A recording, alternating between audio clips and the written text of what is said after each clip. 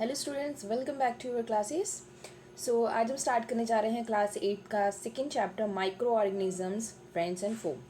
सो microorganisms की बात हम करें तो वैसे आप सब लोग जानते होंगे कि माइक्रो ऑर्गेनिजम्स क्या होते हैं। बहुत ही स्मॉल ऑर्गेनिजम्स जिनको आप नेक डाई से नहीं देख सकते, आपको माइक्रोस्कोप की ज़रूरत पड़ती है, उन्हें हम माइक्रो ऑर्गेनिजम्स बोलते हैं। एंड इसका हमारे जीवन में मतलब हमारी लाइफ में क्या यूजेस हैं और क्या डिसएडवांटेजेस हैं, क्या नुकसान हैं, ये सारी चीज़ें हम इस चैप्टर में डिस्कस करने वाले हैं point two point. So micro organisms को क्लासीफाइड करा गया है मेजर 4 ग्रुप्स में, जिसमें बैक्टीरिया, फंगाई, प्रोटोजोआ और एल्गी आता है। वायरसेस भी माइक्रो ऑर्गेनिज्म मतलब माइक्रो सब्सटेंसेस हैं, बट उन्हें ऑर्गेनिजम्स की कैटेगरी में हमने नहीं रखा है। ठीक है, हम वायरसेस को लिविंग ऑर्गेनिज्म नहीं मानते हैं। ठीक, तो इस वजह से यहाँ पे वायरसेस का वर्ड नहीं यूज़ किया गया है। हालांकि बहुत सारी डिसीजेज और इन सारी चीज़ों के लिए वायरसेस रिस्पॉन्सिबल होते हैं, बट अगर ऑर्गेनिज्म पूछा जाए, ऑर्गेनिज्म का मतलब होता है जिंदा चीज़ें। ठीक है, बट वायरसेस में बहुत सारे ऐसे सिम्टम्स हैं या फिर हम बोले ऐसी कैटेगरीज हैं जो कि लिविंग ऑर्गेनिजम्स में नहीं होती हैं, तो उसको सपोर्ट नहीं करती हैं। तो इसी वजह से माइक्रो ऑर्गेनिजम्स में हम वायरसेस को काउंट नहीं करते हैं, जबकि हम इस चैप्टर में वायरसेस के बारे में पढ़ने वाले हैं। सो यहाँ पर लिखा भी हुआ है, viruses are also microscopic but are different from other microorganisms. However, they reproduce only inside the cell of the host organism, which may be bacterium, plant, animal. So यहाँ पे हम बात करें तो ये पहली बात तो जो वायरसेस है ना, इन्हें लिविंग और नॉन लिविंग के बीच की कड़ी बोला जाता है, लिंक बोला जाता है। ये लिविंग बॉडी के अगर बाहर हैं, ठीक है, तो वो डेड की तरह बिहेव करते हैं, मतलब क्रिस्टल्स की तरह भी, डेड की तरह नहीं, क्रिस्टल्स की तरह बिहेव करते हैं। ठीक है, क्रिस्टल फॉर्म में आ जाते हैं, तो जिसकी वजह से इन्हें हम लिविंग कंसीडर नहीं कर पा रहे हैं। ठीक है, हमें ये लिविंग की कैटेगरी में हमने इनको नहीं रखा है। और ये जब रिप्रोड्यूस इनको करना होता है ना, मतलब ये सिर्फ लिविंग बॉडी के अंदर ही रिप्रोड्यूस करते हैं या किसी भी होस्ट ऑर्गेनिज्म मतलब जिस लिविंग ऑर्गेनिज्म की बॉडी पर ये रह रहे होंगे या जिस भी सेल पर ये रह रहे होंगे, हम उसे बोलेंगे होस्ट ऑर्गेनिज्म। ठीक है, अगर ये किसी इंसान की बॉडी पे रह रहा है तो वो इंसान की बॉडी क्या हो जाएगी, वायरसेस के लिए होस्ट हो जाएगी। ठीक, अब ज़रूरी नहीं है कि ये सिर्फ ह्यूमंस पे ही रहते हैं, ये किसी भी बैक्टीरिया, प्लांट, एनिमल पे सर्वाइव करते हैं। ठीक, इसके अलावा कुछ कॉमन वायरसेस की बात की जाए, जैसे इन्फ्लुएंजा वायरस है, जिससे कि हमें सर्दी, जुकाम, कफ होता है, और कुछ सीरियस डिसीज़ेज़ भी कॉज करते हैं, जैसे पोलियो हो गया, चिकन पॉक्स हो गया। ये सब भी किससे होती हैं, वायरसेस से होती हैं। आपको ये डिसीज़ेज़ याद रखनी है और ये भी याद रखना है कि वायरस से हो रही है या बैक्टीरिया से हो रही है। इसके अलावा disease like dysentery and malaria cause by protozoans से होने वाली डिसीज़ है, और टाइफाइड है, ट्यूबरक्लोसिस जिसको हम टीबी भी बोलते हैं, ये बैक्टीरिया से होने वाली डिसीज़ हैं। तो आपको ये याद रखना है, क्योंकि एग्ज़ाम में आपसे पूछ लिया जाएगा, 4 ऑप्शंस दिए जाएंगे, उनमें से बोला जाएगा इनमें से कौन सी डिसीज़ वायरस से होती है या फिर कौन सी प्रोटोजोन से हो रही है, कौन सी बैक्टीरिया से हो रही है। इस तरह से आपसे क्वेश्चन पूछा जाएगा। यहाँ पे कुछ बैक्टीरियाज आपको दे रखे हैं, एल्गीज दे रखी हैं। सो ये बैक्टीरियाज हैं, यहाँ पर ये एल्गी दे रखी है, आपको नाम याद रखना है। क्लेमाइडोमोनास हो गया, स्पाइरोगैरा हो गया, ये एल्गी की कैटेगरी में आते हैं। अमीबा, पैरामीशियम, ये प्रोटोजोन्स हैं, प्रोटोजोआ की कैटेगरी में आएंगे। उसके अलावा हम अगर फंगाई की बात करें तो ब्रेड मोल्ड हो गया, पेनिसिलियम हो गया, एस्परजिलस हो गया, ये सब क्या है, हमारी फंगाइज हैं। तो आपको इनके नाम और ये भी याद रखना है कि किस में आ रहे हैं। इसके अलावा वायरसेस में यहाँ पर आपको दे रखा है, ये बैक्टीरियोफेज वायरस है और ये HIV वायरस यहाँ पे दे रखा है। ठीक है, जो स्ट्रक्चर इसका नाम नहीं लिखा है। सो ये HIV है और ये बैक्टीरियोफेज वायरस है, जो कि बैक्टीरियाज की बॉडी पर पाया जाता है और बैक्टीरिया को किल करता है। नेक्स्ट ऑर्गेनिजम्स आपको कहाँ मिलते हैं, माइक्रो ऑर्गेनिजम्स कहाँ मिलेंगे, तो माइक्रो ऑर्गेनिज्म ना आपको ऐसी ऐसी जगह पे मिल जाएंगे जहाँ पे आपने सोचा भी नहीं होगा। एक्सट्रीम हॉट जगह पे, मतलब ऐसी जगह पे जहाँ पे आपको लगे इतनी गर्म होंगी कि वहाँ पे मतलब समझ भी मत सको, मतलब आपके दिमाग में भी नहीं आएगा, वहाँ पर आपको माइक्रो ऑर्गेनिजम्स मिल जाएंगे। जैसे हॉट स्प्रिंग्स हो गए, डेजर्ट्स हो गए, मार्शी लैंड्स हो गए, ज़्यादातर हर एक जगह पर आपको माइक्रो ऑर्गेनिजम्स देखने को मिलते हैं। अब हम बात करते हैं इनकी यूजेस की। माइक्रो ऑर्गेनिजम्स के बहुत से यूज़ हैं। तो सबसे पहले हम इसके बात करेंगे कि micro organisms house hold products में किस तरह से हेल्पफुल हैं। तो use in preparation of curd, bread and cake. So दही हो गया, ब्रेड हो गया, केक, इन सब को बनाने में हम माइक्रो ऑर्गेनिजम्स का यूज़ करते हैं। जनरली बैक्टीरियाज और ईस्ट का यूज़ किया जाता है। और अल्कोहल बनाने में भी हम ईस्ट या बैक्टीरियाज का यूज़ करते हैं। इसके अलावा they also used in clean up of the environment. Example organic waste हो गया। जैसे अब ये जो हमारी इन्वायरमेंट है उसमें देखो, कोई भी लिविंग ऑर्गेनिज्म मरता है तो उसकी डेड बॉडी स्टोर हो जाती है, ठीक है। अब उस डेड बॉडी को सड़ाने का, गलाने का काम कौन करता है? भाई माइक्रो ऑर्गेनिज्म ही करते हैं। अगर माइक्रो ऑर्गेनिज्म ना हो तो डेड बॉडीज़ का ढेर लग जाएगा, ठीक है। तो ये उसको डिग्रेड करने का काम कर रहे होते हैं। इसके अलावा जब बॉडी डिग्रेड होती है, कोई भी डेड बॉडी डिग्रेड होती है, तो उसमें जो मिनरल्स होते हैं, जो आयंस होते हैं, कार्बोहाइड्रेट है, प्रोटीन है, न्यूट्रिएंट्स हैं, नाइट्रोजन है, सल्फ़र है, पोटेशियम, ये सब क्या होता है उस सॉइल में जाके मिक्स हो जाता है, जिससे कि सॉइल फर्टिलिटी बढ़ती है। और ये नाइट्रोजन फिक्सेशन में भी काम करते हैं, जो कि हमने प्रीवियस चैप्टर में पढ़ा था कि जो एटमॉस्फेयर की नाइट्रोजन है उसको वो मिक्स कर देते हैं सॉइल में, जिससे कि उस सॉइल से नाइट्रोजन या नाइट्रेट या नाइट्राइट्स की फॉर्म में प्लांट्स उसको एब्जॉर्ब करते हैं। उसके बाद कर्ड और ब्रेड बनाने में किस तरह से हेल्पफुल होता है। सो लैक्टोबैसिलस बैक्टीरिया है जो कि दूध से दही बनाने में हेल्पफुल होता है, ठीक है। लैक्टोबैसिलस बैक्टीरिया रहेगा। इसके अलावा पिकल्स हो गया, मतलब अचार हो गया, और इन सब चीज़ हो गया, इन सब की फॉर्मेशन के लिए भी हम बैक्टीरियाज का यूज़ करते हैं। चीज़ में अलग अलग जो टाइप ऑफ फ्लेवर्स होते हैं वो अलग अलग बैक्टीरियाज की वजह से आते हैं। अब चीज़ पनीर नहीं होता है, ठीक है, अलग फॉर्म है वो। इसके अलावा अगर आप इडली, डोसा ये सब बनाना चाहते हो, भटूरा बनाना चाहते हो, तो वहाँ पे भी जो उस बैटर को फुलाने का, उसमें खमीर उठाने का जो काम करते हैं वो बैक्टीरियाज या ईस्ट करती है, ठीक है। तो इस तरह से ब्रेड्स का डो फुलाने में भी बैक्टीरिया वर्क करते हैं, ईस्ट वर्क करती है। अब देखो होता क्या है एक्चुअली में, ये फूलते कैसे हैं, मतलब जैसे ब्रेड का आटा आपने लगा के रखा वो कैसे फूल गया, इडली हो गई, डोसा हो गया, इसका बैटर किस तरह से फूलने लगता है, वो चीज़ की हम बात करते हैं। तो एक्चुअली में होता क्या है, जो ईस्ट है ना वो प्रोड्यूस करती है कार्बन डाइऑक्साइड, ठीक है। जब ये गैस निकलती है बाहर तो क्या करती है, छोटे छोटे बबल्स बना देती है, छोटे छोटे रास्ते बना देती है, जिसकी वजह से ये डो फूल जाता है, ठीक। और उसका जो वॉल्यूम है वो क्या हो जाता है, इंक्रीज़ हो जाता है। सो इसी प्रोसेस, मतलब इसी ईस्ट की प्रोसेस से ही, इस प्रोसेस को फर्मेंटेशन बोलते हैं। इससे से क्या होगा, पेस्ट्रीज, केक्स इतने फ्लफ़ी बनते हैं, ठीक है। अब कमर्शियल यूज़ की बात करें भैया, हम अभी तो हम हाउस होल्ड की बात कर रहे थे, मतलब घर में किस तरह से खाना वगैरह बनाने में इसका यूज़ करते हैं। कमर्शियली हम बैक्टीरियाज को या फिर माइक्रो ऑर्गेनिजम्स को कैसे यूज़ कर रहे हैं, तो देखिए कमर्शियली जैसे कि अल्कोहल्स वगैरह प्रोडक्शन किया जाता है, वाइन, एसिटिक एसिड, विनेगर, इन सब को बनाने में हम ईस्ट का यूज़ करते हैं। जैसे ईस्ट का यूज़ कमर्शियली हम अल्कोहल और वाइन बनाने में करते हैं, ठीक है। और ये नेचुरली शुगर्स को फर्मेंटेड करती है, जैसे बार्ले है, वीट है, राइस है, और क्रश्ड फ्रूट जूसेस होते हैं, इनका फर्मेंटेशन करेगी, फर्मेंटेशन करके उससे वाइन और अल्कोहल का फॉर्मेशन किया जाता है।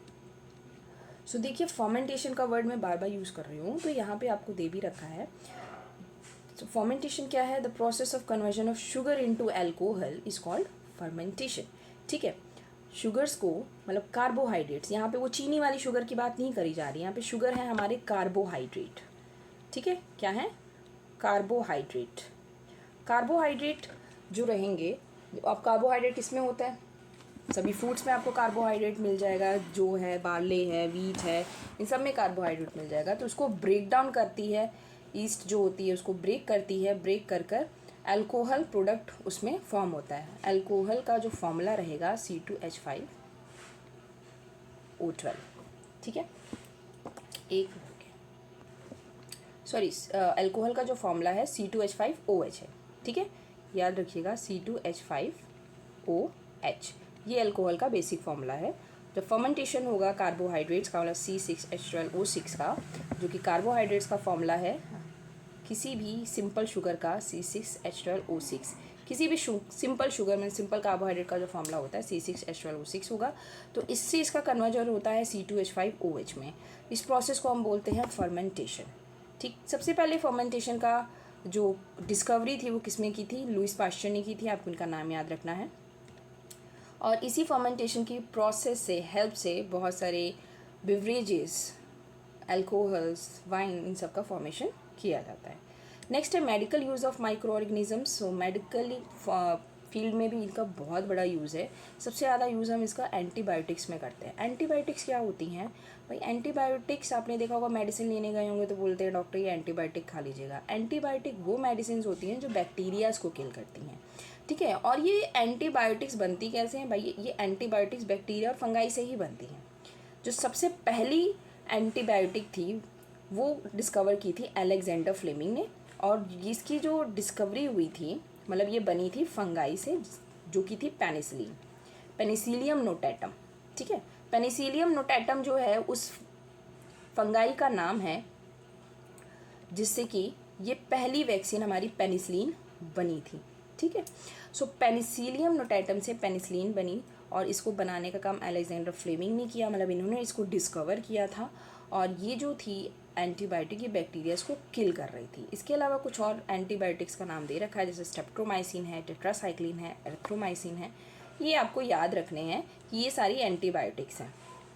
और पहली एंटीबायोटिक कौन सी है? पेनिसिलिन है।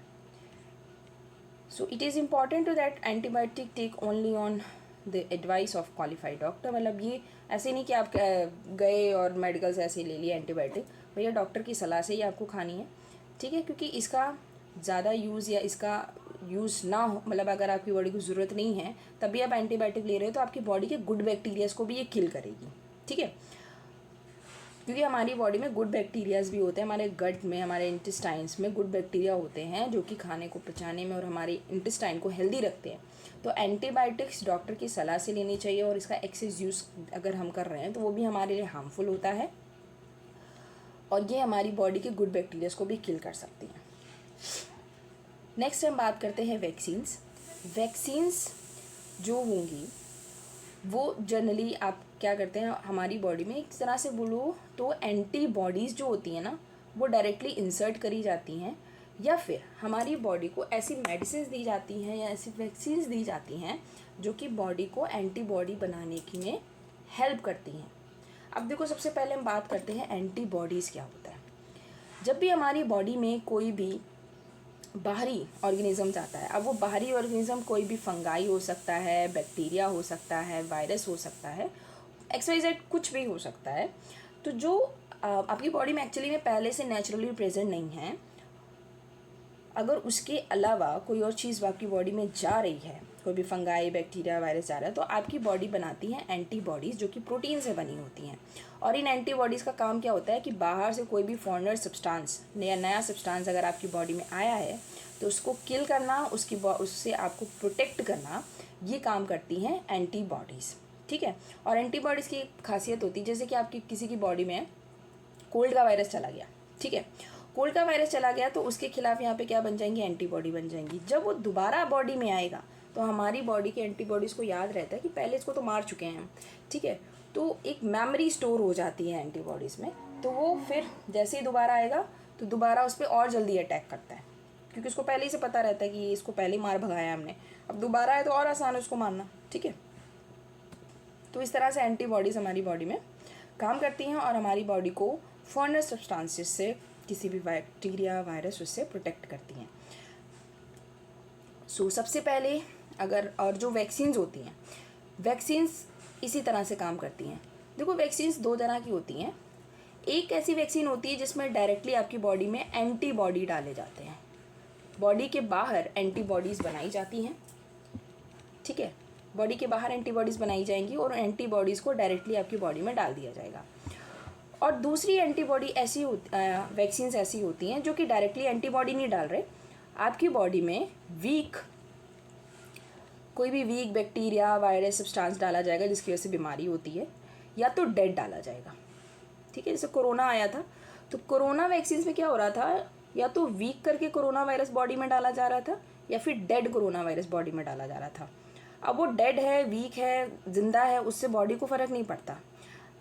हमारी बॉडी के लिए वो नया सब्सटेंस है और वो ताकतवर है, और उसको मारना है, तो उसको मारने के लिए बनेंगी एंटीबॉडीज़, ठीक है। उसको मारने के लिए क्या बनेंगी, एंटीबॉडीज़। अब क्योंकि वो वीक होता है या डेड होता है तो हमारी बॉडी को इतना इम्पैक्ट नहीं कर पाता है, और उसी बीच में हमारी बॉडी क्या बना लेती है, एंटीबॉडीज़ का फॉर्मेशन कर लेती है। अब क्योंकि वो ज़िंदा नहीं है और वीक है तो हमारी बॉडी को हार्म भी नहीं करेगा, और हमारी बॉडी का जो नेचुरल प्रोसेस है एंटीबॉडी बनाने का, वो एंटीबॉडीज़ भी बन जाएंगी बिना शरीर को नुकसान पहुँचाए। क्योंकि एंटीबॉडीज़ बनाने में 5 से 7 दिन का वक्त लगता है पहली बार जब कोई नई चीज़ हमारी बॉडी में जाती है, फर्स्ट टाइम। दूसरी बार तो दूसरे 2 से 3 दिन में एंटीबॉडीज़ बन के तैयार हो जाती हैं। जब वही सेम वायरस बैक्टीरिया अगर आपकी बॉडी में गया है तो 2 से 3 दिन में आपकी बॉडी में एंटीबॉडीज़ बन जाएंगी। लेकिन अगर पहली बार गया तो उसको एनालाइज़ करना, उसको कैसे मारना है, कौन सी प्रोटीन बनानी पड़ेगी, ये सब बॉडी को एनालाइज़ करने में समय लगता है, तो 5 से 7 दिन उसमें लग जाते हैं।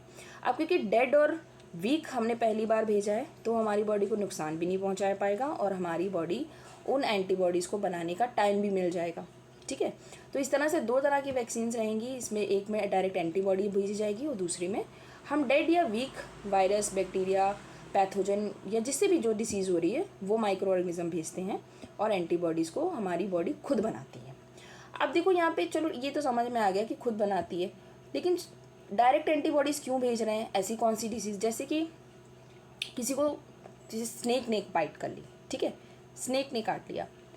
अब देखो स्नेक का जो जहर है उसके लिए एंटीबॉडीज़ बनाने में, अब डेली तो किसी को जहर स्नेक नहीं काटता है, उसके लिए अगर एंटीबॉडीज़ बनानी है तो बॉडी को 6 से 7 दिन लगेंगे, और तब तक तो काम हो जाएगा तमाम।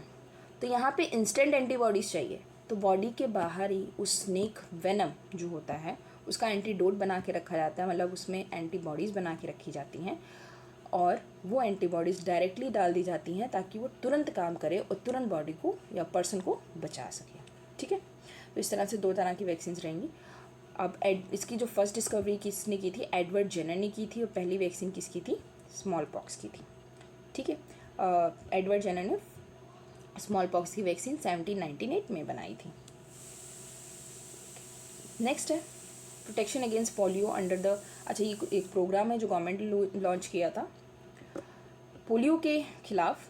पोलियो भी वायरस से स्प्रेड होता है, पल्स पोलियो प्रोग्राम, जिसमें वो 2 बूंद ज़िंदगी की ऐड देखा होगा सबने, तो उसमें हर 5 साल तक बच्चे को पोलियो वैक्सीन पिलाई जाती है। अच्छा देखो, पोलियो ज़रूरी नहीं वैक्सीन हमेशा इंजेक्शन से दी जाए, ओरल वैक्सीन भी होती हैं, मतलब डायरेक्टली पिलाई भी जाती है। नेक्स्ट है इसका यूज़ सॉइल फर्टिलिटी को इंक्रीज़ करने में। हम पहले भी चैप्टर में पढ़ चुके हैं कि किस तरह से जो बैक्टीरियाज़ हैं, वायरसेस हैं या माइक्रो ऑर्गेनिजम्स हैं, वो क्या करते हैं, एटमॉस्फेयर की नाइट्रोजन को सॉइल में मिक्स करते हैं, और उसको हम बोलते हैं नाइट्रोजन फिक्सेशन। इसमें अलग अलग बैक्टीरियाज काम आते हैं, यहाँ पे दे रखे हैं आपको, जैसे कि यहाँ पे ब्लू ग्रीन एल्गे है, इसके अलावा नॉस्टॉक है, एनाबीना है। ये सब बैक्टीरियाज क्या करते हैं, जो एटमॉस्फेयर की नाइट्रोजन होती है उसको नाइट्राइट या नाइट्राइड्स में, ठीक है, नाइट्राइट या नाइट्राइड में कन्वर्ट करते हैं और उसको सॉइल में मिक्स कर देते हैं, जिससे कि जो प्लांट्स हैं वो डायरेक्ट वो नाइट्रोजन को एब्जॉर्ब करते हैं, उससे प्रोटीन और फोटोसिंथेसिस में हेल्प मिलती है उनको, प्रोटीन फॉर्मेशन और फोटोसिंथेसिस में। नेक्स्ट हम बात करते हैं हार्मफुल माइक्रो ऑर्गेनिजम्स की। अब देखो इतने सारे फ़ायदे हैं तो नुकसान भी होंगे, ठीक है। तो जैसे कि हमने बात की अभी वायरसेस वगैरह की, तो यहाँ पे पैथोजेंस की बात करें तो पैथोजेंस वो होंगे माइक्रो ऑर्गेनिज्म जो आपकी बॉडी को डिसीज़ करते हैं, बीमार कर देते हैं, ठीक है। Disease causing microorganisms in humans की बात करें तो pathogen enter our body through the air, breathe, water. जो भी खाना खा रहे हो आप, जैसे बाहर हम खाना खाने जाते हैं तो ठेले वगैरह पे खाते हैं तो गंदगी रहती है, तो उसके थ्रू, पानी के थ्रू, गंदे पानी के थ्रू बॉडी में एंटर होते हैं, ठीक है। और ये एक पर्सन से दूसरे पर्सन में फैलते हैं, किसके थ्रू, और इनको हम बोलते हैं कम्युनिकेबल डिसीजेस। जैसे किसी को जुकाम है तो छींक दिया तो एयर के थ्रू बैक्टीरिया चले, वायरसेस चले गए, किसी का झूठा खाना खाने से चले गए, ठीक है। इनमें क्या आता है, कॉलरा आता है, कॉमन कोल्ड आता है, चिकन पॉक्स आता है, ट्यूबरकुलोसिस आता है, मतलब टीबी आती है। तो ऐसी डिसीजेस जो एक पर्सन से दूसरे पर्सन को छूने से, साथ में खाना खाने से, या एयर से या पानी से स्प्रेड हो रही हैं, उन्हें हम बोलते हैं कम्युनिकेबल डिसीजेस, ठीक है। और इसके अलावा ये कैसे कैरी होती हैं, जैसे मधुमक्खी हो गई, बीज हो गई, मच्छर हो गए, ये भी क्या करते हैं, इन डिसीजेस को एक जगह से दूसरी जगह या एक पर्सन से दूसरे पर्सन को फैलाते हैं। अब यहाँ पे हम बात करते हैं फीमेल एनाफिलीज की। अच्छा, ये बहुत इंपॉर्टेंट है और कई बार पूछा गया है कि भाई जो मलेरिया है वो कैसे होता है। सो इसको फैलाने का काम कौन करता है? फीमेल एनाफिलीज करती है, ठीक है। लेकिन इसका जो मेन रीज़न है वो कौन है? प्लाज्मोडियम है। ये चीज़ याद रखिएगा। यहाँ पे अगर आपसे पूछा जाए कि मलेरिया को फैलाने का काम कौन करता है, तो फीमेल एनाफिलीज करती है। लेकिन जो पैरासाइट होता है जिसकी वजह से होता है वो होता है प्लाज्मोडियम। एक्चुअली में मॉस्किटो के अंदर ही प्लाज्मोडियम रहता है उसके गट में। तो जब वो हमें काटता है तो उसके सलाइवा से उसका जो प्लाज्मोडियम होता है हमारे ब्लड में चला जाता है और हमें मलेरिया कॉज करता है। तो मलेरिया मच्छर की वजह से नहीं होता है, मलेरिया प्लाज्मोडियम की वजह से होता है। लेकिन इस प्लाज्मोडियम को हमारी बॉडी में डालने का काम फीमेल एनाफिलीज करती है। फीमेल, मेल नहीं। मेल मॉस्किटो कभी भी ब्लड सक नहीं करता है, फीमेल मॉस्किटो करती है, क्योंकि उसे अपने अंडों को नरिश करना होता है, एग्स को नरिश करना होता है। इस वजह से वो उसको ह्यूमन ब्लड की या किसी भी एनिमल ब्लड की ज़रूरत होती है। इसके अलावा फीमेल एडीज़ की बात करें तो डेंगू जो होता है फीमेल एडीज़ से होता है, और चिकनगुनिया भी फीमेल एडीज़ से ही होता है। तो ये दोनों नाम आपको याद रखने हैं। जो मॉस्किटोज़ होते हैं भाई पानी में पनपते हैं, हम ये चीज़ अच्छे से जानते हैं। जैसे ठहरा हुआ पानी होता है, जैसे कूलर के अंदर है, टायर्स में है, फ्लावर पॉट्स में है। तो इसीलिए जो ये कलेक्टेड वाटर होता है इसको साफ़ रखना चाहिए, या फिर एक जगह पानी इकट्ठे नहीं होने देना चाहिए। अब हम बात करते हैं डिसीज़ेज़ किससे हो रही हैं और मोड ऑफ़ ट्रांसमिशन क्या है उसका, और प्रिवेंटिव मेजर्स क्या हैं। ये चार्ट बहुत इंपॉर्टेंट है, राइट डाउन कर लीजिएगा आप। तो सबसे पहले हम बात करते हैं टीबी की या ट्यूबरकुलोसिस की। टीबी बैक्टीरिया से होता है और एयर से फैलती है। मिसल्स वायरस से होता है, ये भी एयर से फैलती है। चिकन पॉक्स भी आपका वायरस से होगा, एयर और कॉन्टैक्ट से फैलेगा। पोलियो वायरस से होता है, एयर और वाटर से स्प्रेड होता है। So keep the patient in complete isolation. जो पेशेंट है आप उसको बिल्कुल अलग रखें, उसके कांटेक्ट में लोग बच्चों को या लोगों को ना आने दें, उसके कपड़े, उसका खाना पीना सब अलग होना चाहिए, और उसके लिए एक सूटेबल वैक्सीन जो भी लगती है वो लगाना चाहिए, तो उससे प्रिकॉशंस होंगे। नेक्स्ट है कॉलरा। कॉलरा भी आपका बैक्टीरिया से होता है, पानी और फूड से फैलता है। टाइफाइड आपका बैक्टीरिया और वाटर से होता है। सो इससे बचने के लिए प्रिवेंशंस क्या है? Maintain personal hygiene and good sanitary habits, consume properly cooked food and boiled drinking water and vaccination. तो कुक्ड फूड प्रॉपरली खाइए जिससे कि बैक्टीरिया किल हो जाते हैं। बॉइल्ड ड्रिंकिंग वाटर पीजिए, साफ़ सफाई रखिए, उससे आप इससे बच सकते हैं। हेपेटाइटिस ए भी वायरस से होता है और वाटर से फैलता है, तो इससे बचने के लिए हमें वैक्सीनेशन और बॉइल्ड ड्रिंक वाटर पीना चाहिए। मलेरिया की बात करें तो ये प्रोटोजोआ से फैलता है। देखिए यहाँ पे जो डिसीज़ है प्रोटोजोआ से हो रही है, पर फैल किससे रही है? मॉस्किटो से, ना पानी से ना एयर से, किसी चीज़ से नहीं। किससे फैल रही है? मॉस्किटो से। तो भैया मॉस्किटो को ही अपने आसपास नहीं भटकने देना चाहिए, इंसेक्टिसाइड्स का यूज़ करना चाहिए, या साफ़ सफाई रखनी चाहिए, ये सारी चीज़ें हैं। इसके अलावा हम बात करते हैं several disease causing micro organism in animals में भी डिसीज़ वायरसेस की वजह से, बैक्टीरिया की वजह से होती हैं। सो सबसे पहले रॉबर्ट कॉच ने बैक्टीरिया डिस्कवर किया था, बैक्टीरिया बैसिलस एंथ्रेसिस, जो कि एंथ्रेक्स डिसीज़ कॉज करता है एनिमल्स में, ठीक है। रॉबर्ट कॉच ने डिस्कवर किया, ये आपको याद रखना है। अब रॉबर्ट कॉच ने एंथ्रेक्स जो डिसीज़ होती है वो ह्यूमंस के साथ साथ किसके लिए? कैटल्स डिसीज़, कैटल्स के मतलब जो गायें भैंस बकरी हैं उनको डिसीज़ कॉज करती है। फुट एंड माउथ डिसीज़ होती है एनिमल्स में, ये आप याद रखिएगा। एग्ज़ाम में पूछा गया है कि फुट एंड माउथ डिसीज़ होती किस में है और किसकी वजह से होती है। तो foot and mouth disease animals में होती है, किसकी वजह से होती है? बैक्टीरिया। कौन सा बैक्टीरिया? बैसिलस एंथ्रेसिस, ठीक है। इसके बाद हम बात करते, सॉरी यहाँ पे थोड़ी सी मिस्टेक हो गई मुझसे। एंथ्रेक्स जो होती है वो बैसिलस एंथ्रेसिस से होती है। फुट एंड माउथ डिसीज़ जो होती है वो वायरस से होती है एनिमल्स में। Disease causing micro organism in plants, अब प्लांट्स में भी होंगे, तो प्लांट्स में भी बहुत सारी डिसीज़ लगती हैं। जैसे आपने देखा होगा जो नींबू है, लेमन है, उसके ऊपर ब्राउन से स्पॉट्स से आने लगते हैं, ऑरेंज में आने लगते हैं। इसी तरह शुगर केन, एप्पल, इन सब में भी स्पॉट्स आपको देखने को मिलते हैं। आप सर उसकी जो ऊपर की स्किन होती है, तो ये भी बैक्टीरिया वायरसेस की वजह से या फंगाई की वजह से होंगे। तो सिट्रस कैंकर जो है ये बैक्टीरिया की वजह से होता है और एयर से ट्रांसमिट होता है। सिट्रस कैंकर आपका लेमन में होता है, ठीक है, नींबू में होता है। रस्ट ऑफ वीट, वीट में ही होता है, ये फंगाई की वजह से होगा। और yellow vein mosaic disease of भिंडी, ओकरा, ये भी आपका किससे होता है, वायरस से होता है, तो ये आपको याद रखना है। फूड पॉइजनिंग, फूड पॉइजनिंग क्या है, food poisonous causing serious illness and even death. Food poisoning, आप खाना खा रहे हो जो, उसमें बैक्टीरिया या वायरसेस हैं, वो जाके वो माइक्रो ऑर्गेनिजम्स क्या करते हैं, आपकी बॉडी में टॉक्सिक सब्सटेंसेस प्रोड्यूस करते हैं, जिससे कि फूड पॉइजनिंग हो जाती है। और ये कभी कभार ये इतनी सीरियस होती है कि इससे इंसान की डेथ भी हो सकती है। नेक्स्ट हम बात करते हैं फूड प्रिजर्वेशन की। ये जो बहुत ही ट्रेडिशनल मेथड है हमारे इंडिया में, तो काफ़ी टाइम से यूज़ किया जा रहा है। अब फूड प्रिजर्वेशन का मतलब क्या होता है कि फूड को काफ़ी टाइम तक स्टोर करके रखना, ताकि उसे काफ़ी लंबे समय तक खाया जा सके, पर एक अच्छी अवस्था में, मतलब उसमें कोई बैक्टीरियल वायरस ग्रोथ ना हो, फंगल ग्रोथ ना हो। तो उसके लिए अलग अलग मेथड्स हैं। सबसे पहले तो हम केमिकल मेथड्स की बात करेंगे, जो कि प्रेजेंट टाइम में यूज़ किए जा रहे हैं। So salts, edibles, oils are the commonly chemical generally used to check the growth of the microorganism.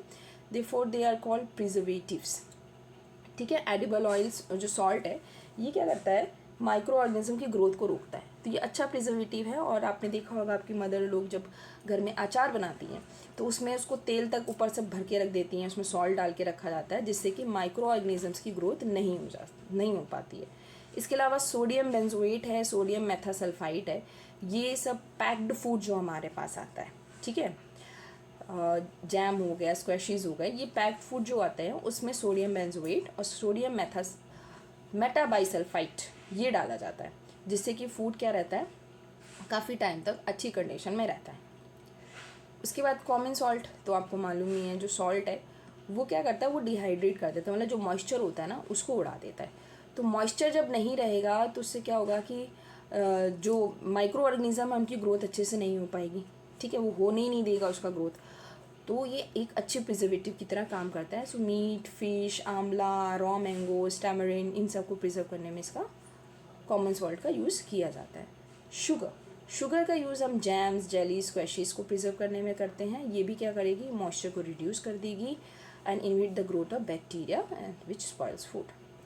उसके बाद ऑयल और विनीगर भी आप पिकल्स वगैरह में यूज़ करे जाते हैं, और ये भी क्या करते हैं, प्रिजर्व करते हैं हमारे वेजिटेबल्स को, फ्रूट्स को, मीट को काफ़ी टाइम तक। हीट एंड कोल्ड ट्रीटमेंट, अच्छा ये इंपॉर्टेंट है, यहाँ से क्वेश्चन आया है।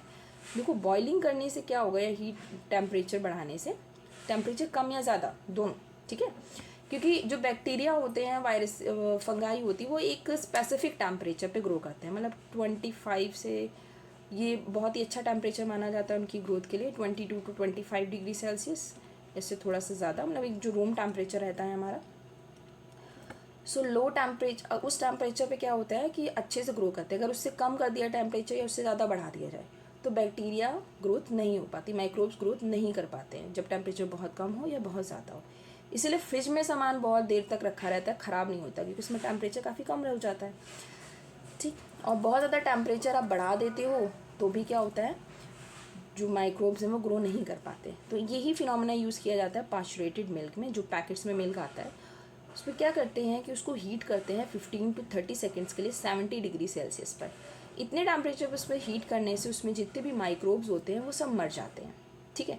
उसके बाद उसको ठंडा करके स्टोर कर लिया जाता है। अब क्योंकि उसमें माइक्रोब्स हैं नहीं, तो उसको पैक कर देंगे, और पैक करने के बाद अब माइक्रोब्स कैसे जाएंगे, जब एयर ही नहीं जाएगी उसमें तो माइक्रोब्स ग्रो नहीं कर पाएंगे, ठीक है। तो कुछ टाइम के लिए हम उस मिल्क को स्टोर करके मतलब प्रिजर्व करके रख सकते हैं, और इस प्रोसेस को हम बोलते हैं पाश्चुरेशन, जिसकी डिस्कवरी की थी लुईस पाश्चर ने। ये आपको याद रखना है कि किसने पाश्चुरेशन को डिस्कवर किया।